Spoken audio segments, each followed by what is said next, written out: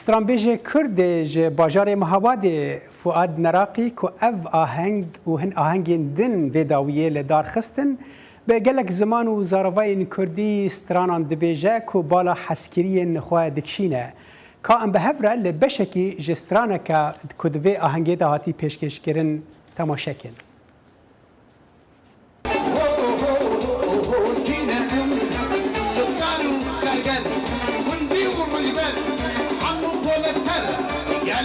كردستان شورشو والطان تبدينا ميتن قادروا كيتن صورنا والإيتن قادر يقام بسن قوام التقن دنيانا حجي أو بيتو قادر تشمل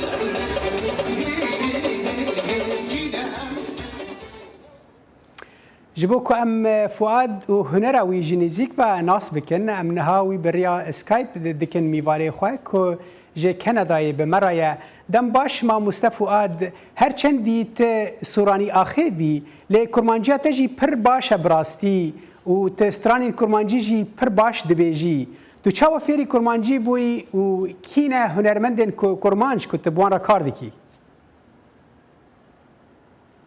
او بینرن خوشتوی و برومت بیدارم باش بن سلاوج بوی و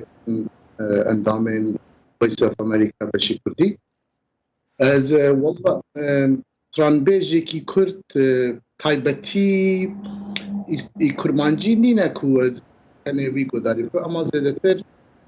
حوالتی و دوستایتی و ایش خبره ما مصطفی شوان پروره یا من خبره ما مصطفی خیر و عباس هیا ما مصطفی جوان حاجو هیا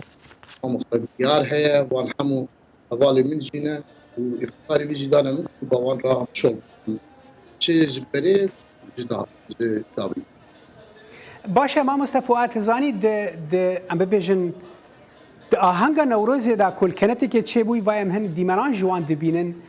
بهتر و ام ببیجن او هستا کت سماوان دا که لدار بخی چه دبید و دما کت ناو هوله که دابی تو وقت دنگ بیجه کی تو چاوت کاری جیاوازی تیخی نابینا کت سماوان دا که لداخی جبو زواجه که و نابونا ما بينا ججنا كنتوية وها مزنده والله او برنامج كو دناو صالون دا كده كان كم راسته نزيكي زمان ديه اما نجي جرك بيبزارن كو جبو كو حد امريكا هواي كي جوازي بي هنا يعني جيك صار جي قرمت بنكاري كو للدروة تنجارة فيستيفال النوروز شبكي وبكاري حتى بشار موزيك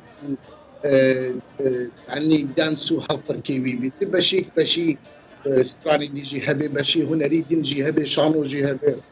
و آلي كاري و اورجانيزاسيوني بي آسانية وهي بيدارم و امي قال لك بكارين تشتي باش شبكين دروة جي هبي دناو يعني نتن دناو صالون دا اما gerek ام بکی امریکا رافق یعنی فکر بکن چون ام لفت جین gerek سیستم خوشی و دوام بکن راست یعنی جوان رافیر بین انترتینمنت چوا یعنی چه دبیتن راسته ام دکارین فولکلوری کردی خواه میکسی تکنولوژی و امکانی امریکی بکن چتکی گلک باشتر حتی جا امریکا جی باشتر چه دکن وکی هر نتوی کدین وکو برزیلیا وان فستیوال چه دکن وکو يعني وكو جيرمان الفستيفال شدكن وكو روسي اوكرايني يعني ملتي دن بله راستا ما مستعزه وگرم جمتام کازو تب هفرام پارچه کلیپ کدین کتل کنتی کت پیشکش کر گداری کنو تبرام پشرا وگر پرسی خودیسا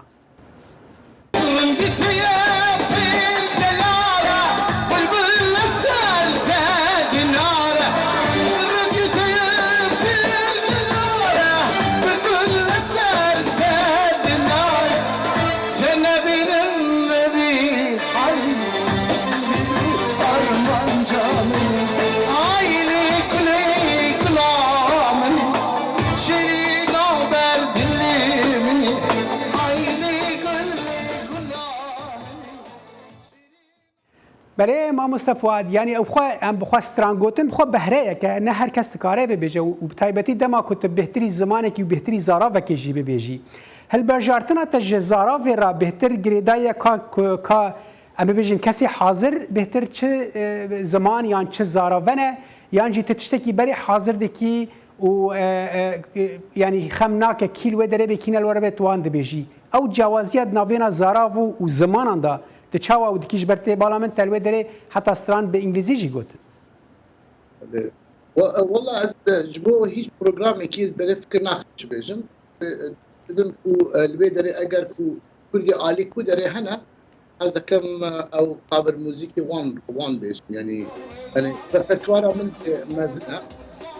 الفقزار وشاسة راني كنت جهر عالية كنا توقفي وبزارنا موسيقى بنا بربيكو جبربيد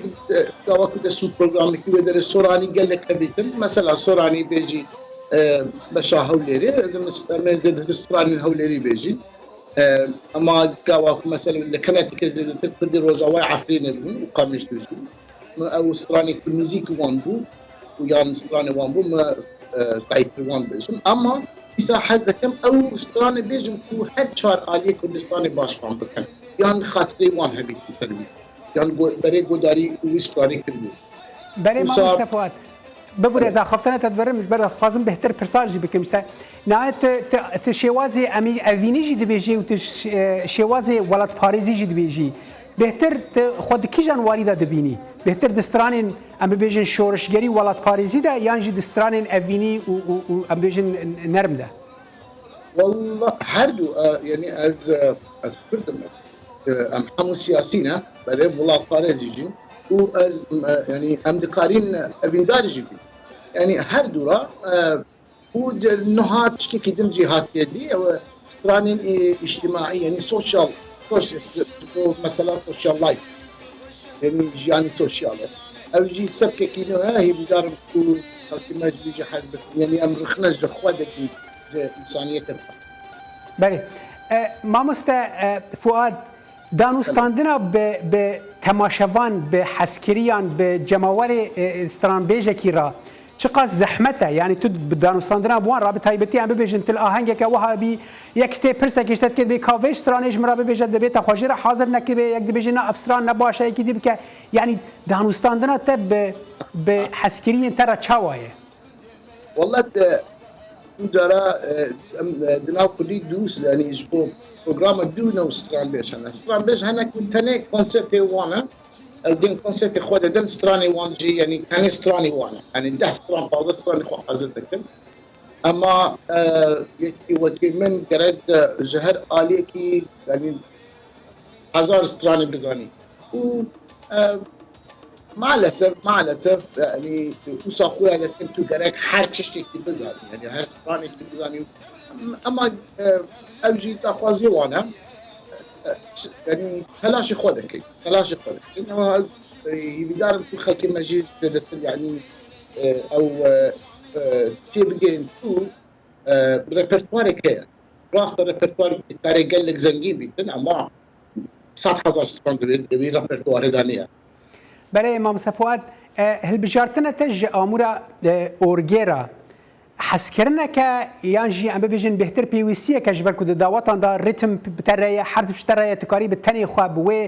اورغا خو ثاني خو او كي تشيكي لبرامبر كو بهتري هنرمند دنگ بيجن اسران بيجن مي كردان بهتر آلتين دن امورين دن هل دبجيرن وكا عوده وكا طنبوره وكا بزقه وكا باغلميه يعني هل بجارتنا تج اورجيرا جكوهات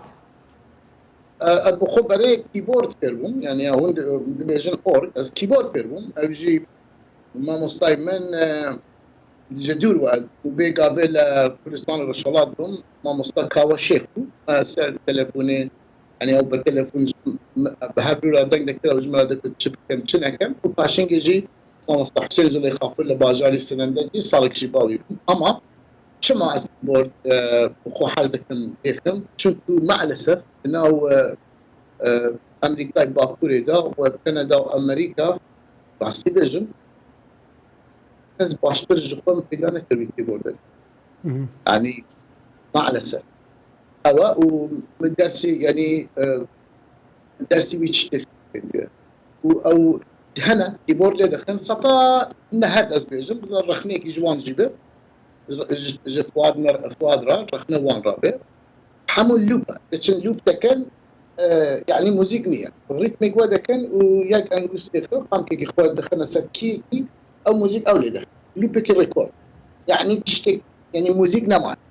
ليدا خم از جرا كيبورد لخم بلا خلق ببينت بدكاري لايف ليخي بدكاري او موزيك او هنر او موزيكا كدي لايف جرا ليخي او شخو دمانه لايف هبونا استرامبيج لو دريجي بواتي امانه دبي حتش لايف بي كدما استرامبيج لو هبي اگر استرامبيج نبي دكارن هر موزيك كيجي ام فيجن بلاي باك خلاص راس انا دي جي دكاري دي جي اوكي وحتش شهر سر دبي تراس بيجي از دعوه لبورنت كما مصطفى دما ما كيما مجوتشي دما ما يعني دما برنامج اوقس او الذمام بيجن مجال الذمام استقلك سباستيك استرامبيجي كرد فؤاد نراقي تجي كندا مره بيقلك سباس بو في دمته